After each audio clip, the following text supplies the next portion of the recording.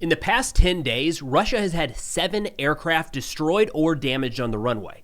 Overall, there's been 1 An-26, a MiG-31, 3 Su-27s, and 2 Su-30s hit by Ukrainian drones or set on fire. I mean, tack on the submarine, patrol vessel, and multiple air defense radar systems and launchers also hit in the last few weeks. And this is one of the worst stretches in terms of Russian losses since the war began. Oh, also, a Russian general was killed yesterday in Moscow, so yeah, it's been a lot. Now, diving into some updates overnight, the Ukrainian GUR published this video with a statement saying on the night of December 20th, 21st, 2025, a fire broke out at a Russian military airfield near Lipetsk. 2 expensive enemy Su-30s and a Su-27 fighter were burning. As a result of the GUR operation, both military aircraft were put out of action. And I should, to correct myself there, initially they said 1 Su-30 and 1 Su-27. They came back with an update saying actually 2 Su-30s were successfully hit. They say the Su-27 and Su-30 with tail numbers 12 and 82 were burned thanks to careful preparation, composure, and professionalism.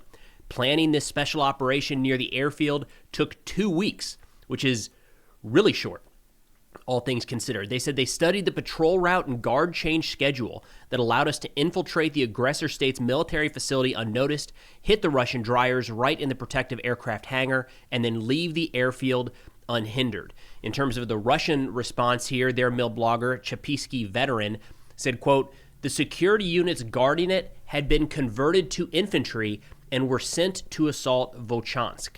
So that's where the manpower is in terms of why the guard shifts might be a little bit lower. But this one's pretty significant to have actual saboteurs, whether these were locals hired by the Ukrainian intelligence or Ukrainians themselves moving into Russian territory, walking onto a Russian airfield, setting fire to multiple aircraft, 3 planes in this case, and leaving unscathed is pretty wild, all things considered. Now, again, we're talking 1 An-26, a MiG-31, 3 Su-27s, and 2 Su-30s hit by Ukrainian forces in the past 10 days.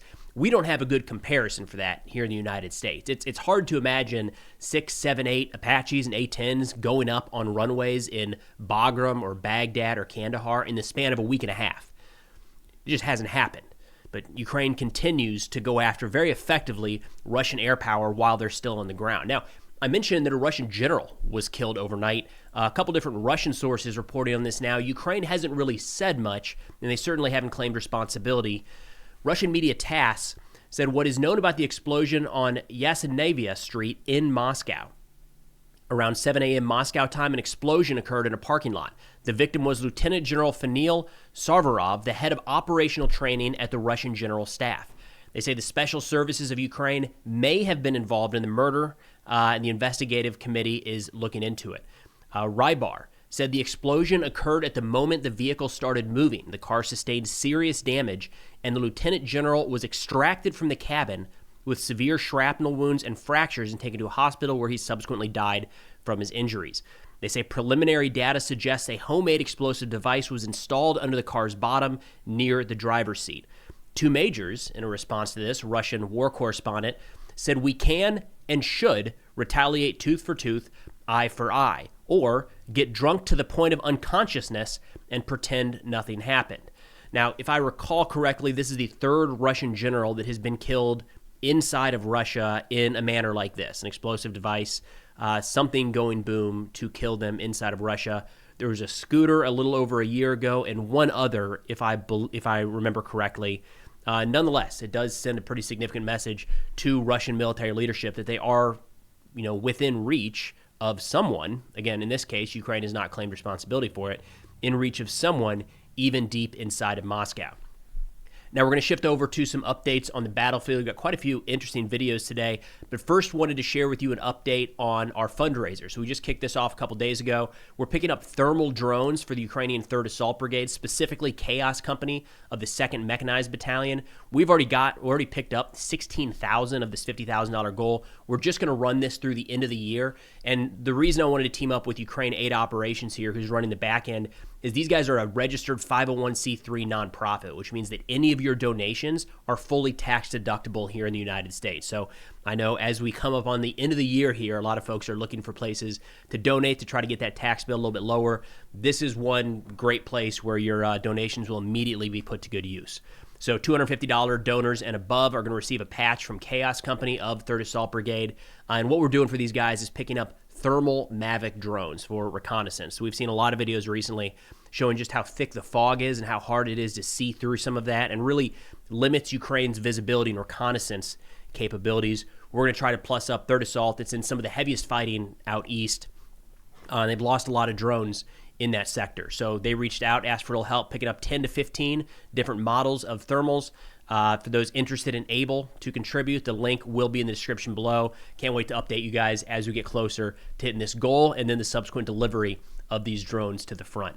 Now, we got a couple different updates here, one starting in the Kupyansk sector. We're going to run through a couple kind of Ukrainian advances or positive developments on the Ukrainian side, and then we've got a couple from the Russian side here as well.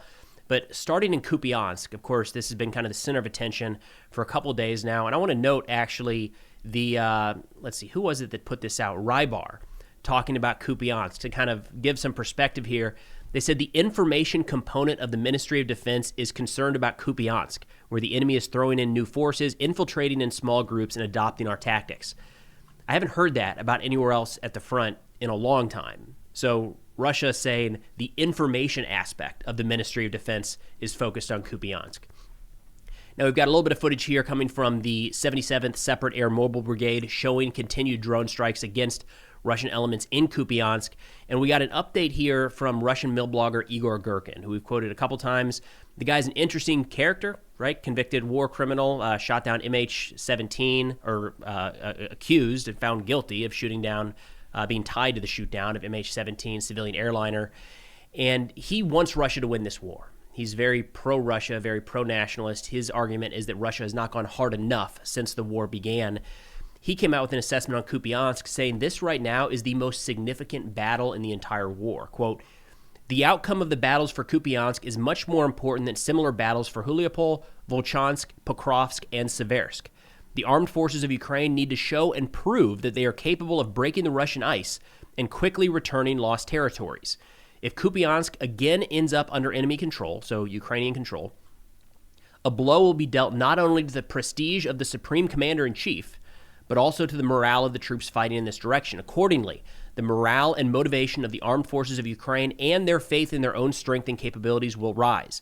Therefore, the outcome of the battle for Kupyansk is now, perhaps, the most important strategic task in our command."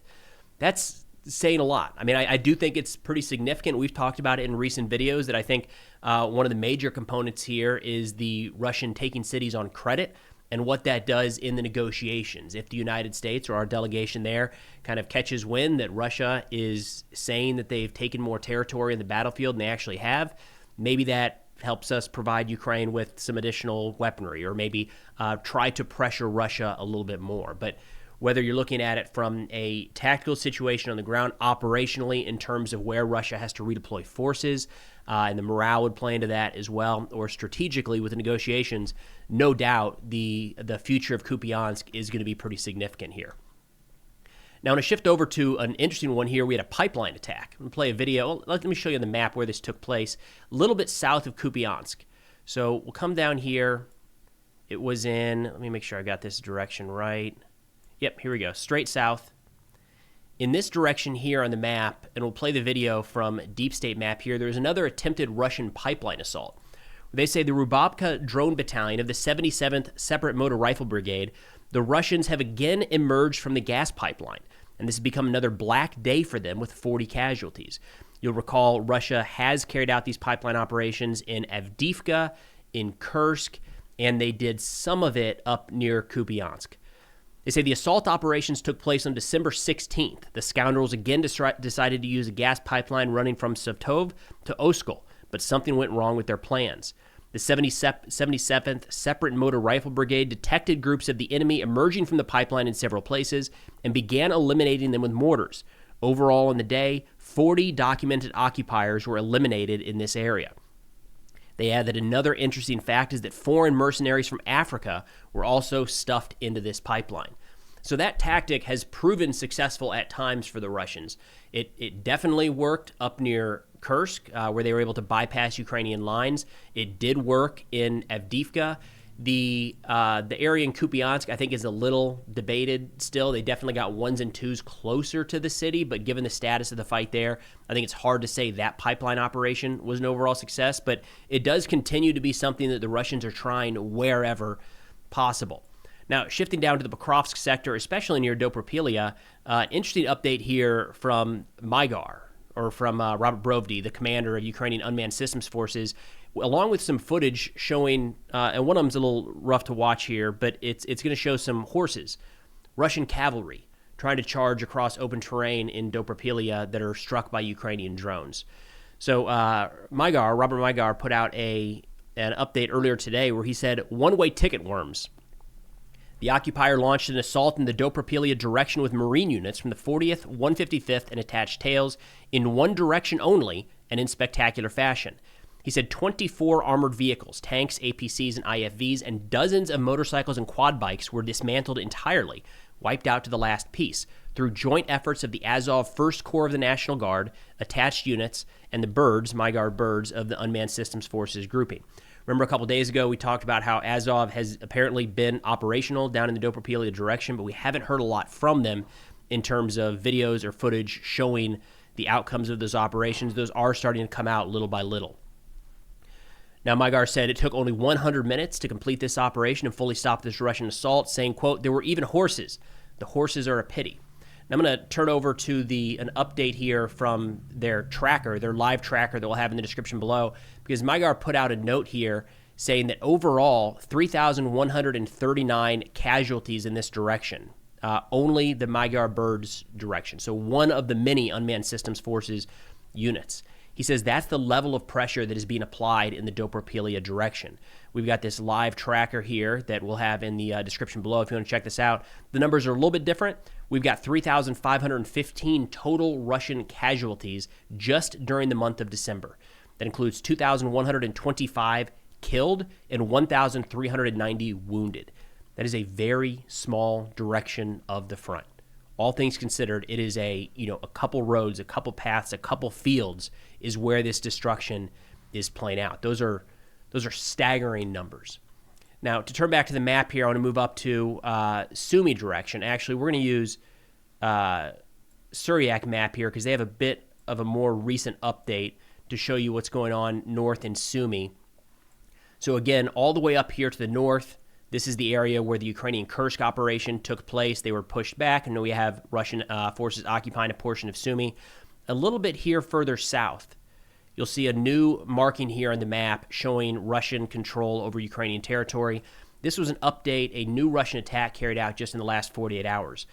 Two Major says a new settlement on the situation was the crossing of the border by the Russian armed forces in the area opposite Krasna Yaruga in the Belgorod region, where our forces occupied part of Grabovsko, no way I got that right, and liberated another settlement. They say after entering this area, they evacuated 50 civilians. Now, the Ukrainian assessment of the situation is a bit different, saying that those 50 were kidnapped.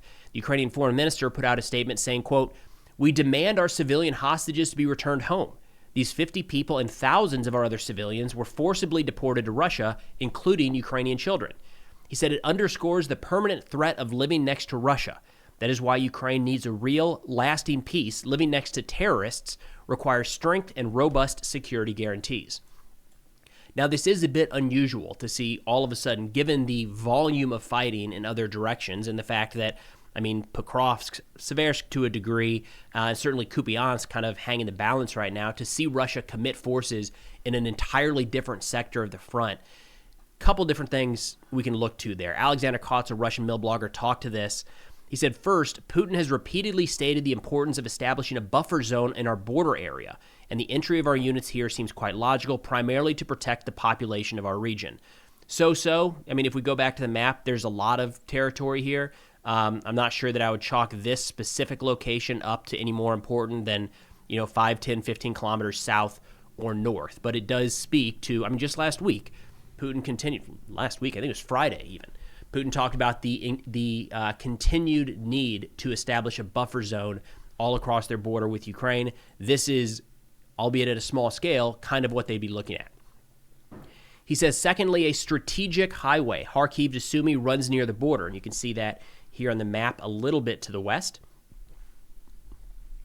along which the armed forces of Ukraine transfer forces along our border. Of course, it's not the only one, but perhaps the most convenient and operational. That is, in fact, we've already taken it under fire control. The physical cutting of the road will significantly complicate the logistics of the enemy in this direction. Yes, cutting that line would hamper logistics. I think Russia's quite a ways away from actually physically severing this line of communication to the west, and there's no indication right now that Russia has massed significant forces to continue pushing this direction. If anything, it looks more like a raid.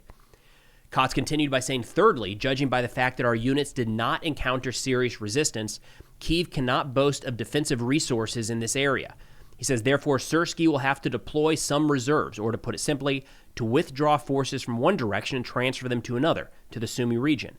In the context of an acute shortage of personnel, this threatens Ukraine with problems on strategic frontline sectors. That passes the common sense test. Anywhere that Russia pushes in is going to require at this point a Ukrainian counterattack or at least a response, which very well could mean the relocation of Ukrainian units from other sectors. Now, something we've seen recently carried out by Ukraine is that they're not pulling people off of the front, say in Pokrovsk or Dobropillia, Seversk, Zaporizhia, or elsewhere, but instead they've developed more and more these kind of QRF rapid response type units, certainly at the brigade, sometimes at the corps level, where they're able to kind of reallocate those units to plug gaps in the line and push through and reestablish the front where it was. So we'll be interested to see what Ukraine does in this area now across the border from Belgorod. Now, we've also seen in recent days kind of an uptick, a continuation, and a bit of an uptick in Russian strikes, especially in the Odessa region. And there's a couple different reasons that Russia is pointing to this. One is the continued Ukrainian strikes at sea, so trying to shut off Ukrainian access to the Black Sea. Easier said than done. That's a pretty significant border they share with that body of water.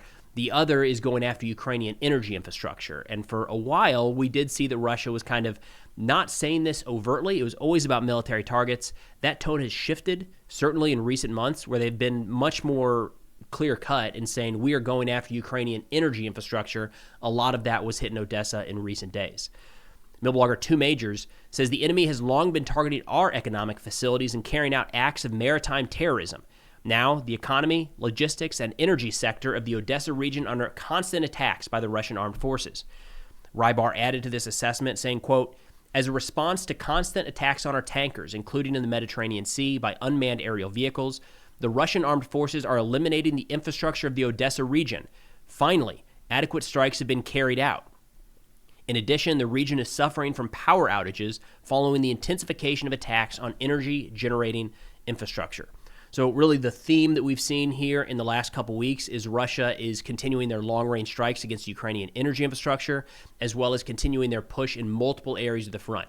We'll see where the Belgorod one kind of plays out, but at the very least, in Kupyansk, in Pokrovsk, and in the Dobropillia direction, we are seeing kind of a continued pressure, significant pressure by the Russian armed forces, as noted by the stats just presented from Magyar earlier today.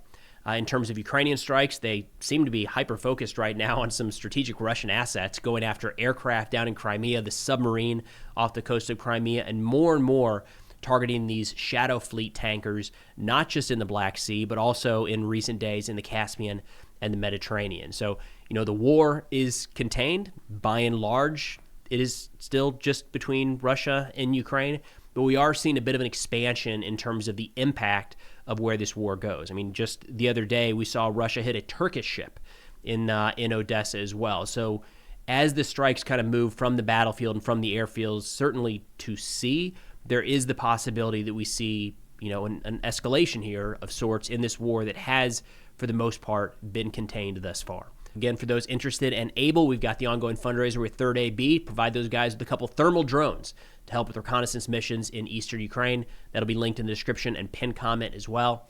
That's all we got for now. Thanks for watching, and I'll see y'all next time.